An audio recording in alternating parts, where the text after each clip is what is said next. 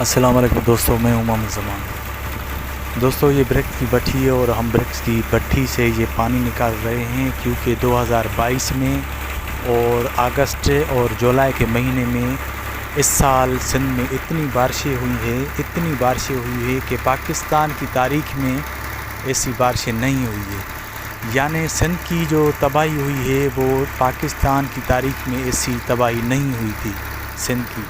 और सिंध का ऐसा कोई भी शहर इस बारिश से बच नहीं सका। सारे शहर, सारे फसलें, सारे वृक्ष की भट्ठे यानी जो भी कारोबार था वो ख़त्म हो गया। खैर, उस बात को छोड़े। तो दोस्तों, ये वृक्ष की भट्ठी है और अल्लाह के करम से, फजल व करम से अगस्त के पिछले तारीख़ों में यानी 28 और 29 तारीख़ को सिंध में बारिशें बंद हो गई थी। तो तकरीबन उसके बाद भी 15 दिन हो गए हैं, लेकिन इतना पानी था, सिम नाले भी थे, लेकिन फिर भी ये पानी नहीं निकल रहा था। ज़मीनों में तो पानी अभी भी खड़ा है, लेकिन मेरे इस ब्रिक्स की भट्ठी जो यहाँ मैं चलाता हूँ तो इसके इर्द गिर्द पानी कुछ कम हो गया था।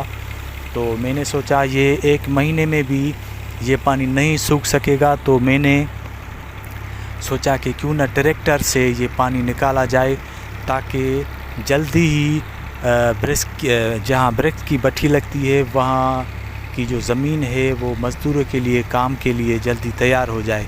क्योंकि सारी सिंध में और सारे हमारे इलाके में बारिशों की वजह से मज़दूर भी जो हैं वो बेरोज़गार हो गए हैं। तो इसलिए मज़दूर भी बेचारे परेशान हैं बहुत, उनको रोज़गार चाहिए। तो मैंने ख़ास करके मज़दूरों के लिए मैंने ये पानी निकाला है और इस ट्रैक्टर का ख़र्चा किया है डीज़ल का, और ट्रैक्टर वाले को 2000 एक घंटे के दूंगा। तो मैंने ये मज़दूरों के लिए काम किया ताकि मज़दूर बेचारे जो है वो अपनी रोज़ी से लग सकें और यहाँ से कुछ पैसे कमा सकें ताकि अपना घर अच्छे तरीके से चला सकें। तो दोस्तों, तकरीबन मेरा इस साल इस ब्रिक्स की भट्ठी में 4 लाख मेरी जो थी वो ईंटें पड़ी थी जो कच्ची थी, इस बारिश में ख़त्म हो गई। और उसके बाद जो ब्रिक्स की भट्ठी चल रही थी उसको भी बारिश ने ख़त्म कर दिया। जो आग चल रही थी ब्रिक्स की भट्ठी में वो ख़त्म हो गई।